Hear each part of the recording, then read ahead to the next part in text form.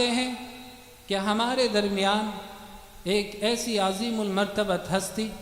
اور ہم سب کے لیے قابل فخر شخصیت تشریف فرما ہے، جن کو اللہ رب العزت نے شرف و سعادت، عزت و شہرت، قبولیت و قابلیت کے مقام میں بلند پر فائز کیا ہے، جو تعلق رکھتے ہیں اس عظیم خاندان سے کہ جنہوں نے اس ملک کی آزادی کے لیے اور انگریزی سامراج کو ناکو چنے چبانے کے لیے، ان کو گھٹنے ٹیکنے پر مجبور کرنے کے لیے ملک کی جیلوں کو آباد کیا،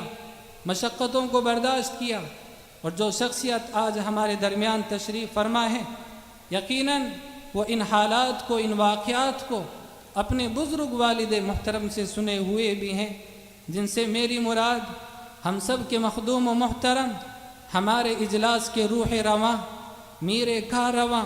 خانوادہ مدنی کے چشم و چراغ، فرزند امیر الہند حضرت اقدس مولانا سید حبیب اللہ مدنی صاحب دامت برکاتہم العالیہ ہیں۔ حضرت والا سے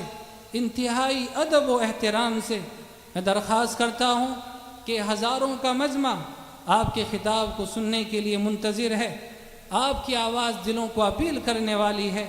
حالات کے تناظر میں آپ اپنی رہنمائی سے